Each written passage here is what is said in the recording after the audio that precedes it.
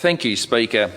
I too, like my colleagues this morning, are somewhat bemused at the way this government continues to treat the sitting arrangements as just another arm in its weaponry to silence Victorians.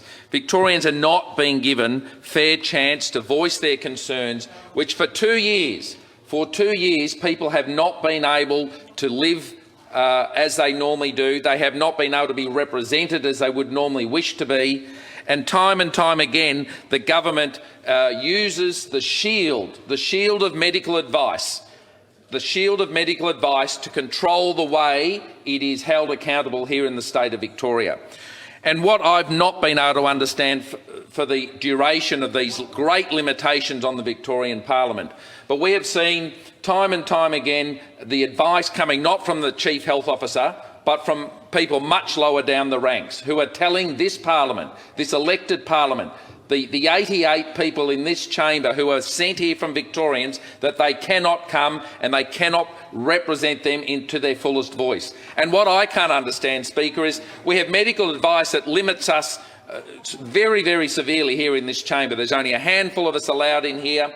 We're not allowed to present our constituency debates, our member contributions, our adjournment debates, and yet not 20 metres away in a room that is coloured red, they can have twice as many people, Speaker. I want to see the medical advice from these same lowly bureaucrats. What makes a chamber 20 metres away in the colour of red so much safer that it can fulfil so many more functions on a sitting week than what this chamber can?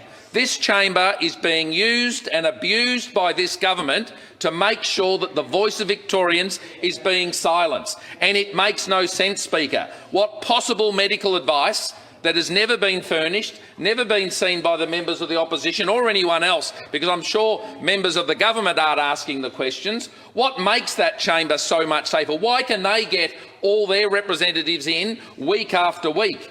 Where's the medical advice on our sitting arrangements that says, oh, we'll still go and have a vote, but we'll all cram into Queen's Hall, all a metre from each other in Queen's Hall, queue up there like cows at the sale yards, queue up there and then meander in here in little waves of people? Where's the medical advice that says that's safe in a sitting week?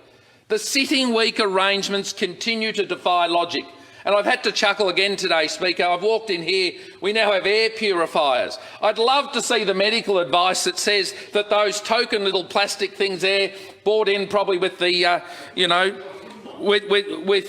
God knows what this government's got, and it probably came with the fax machines they use for contact tracing, and there they are. Where's the medical advice that they actually stop COVID? Is that what they're there for, Health Minister? No, they're just sitting there because this government loves to put a show up. They love to pretend they're doing something. And that's what they're doing with our sitting weeks. They're pretending democracy is alive in Victoria, and it's not. It's not. It's a facade. We are left with a shell of a parliament for 2 years. And what Victorians need more than anything at the moment is some hope. You know, we've seen protests, we're seeing people continually write. I mean, the members of the government's emails must be on red alert because they're just getting bombarded.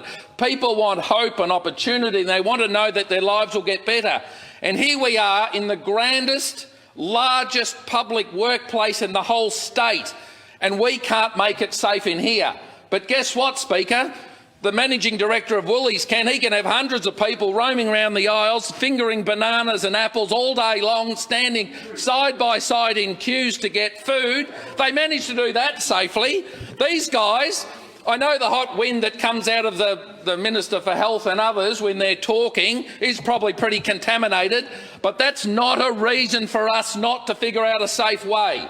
If the supermarkets can be safe, if McDonald's can be safe, if, for heaven's sake, going to a BWS and avoiding the ciggies and the drinks can be safe, surely turning up and representing democracy and putting people's point of view up is worth fighting for. It's worth trying to get our act together. And yet the government continues to fail to set that example. What hope does the rest of the workforce, what hope do our construction sites, what hope do our businesses, and particularly our tourism and events industry that have done so hard, what hope have they got in any time in the future If in the biggest building in Melbourne we can't put 88 people to work safely? It doesn't make sense, Speaker. It's confusing.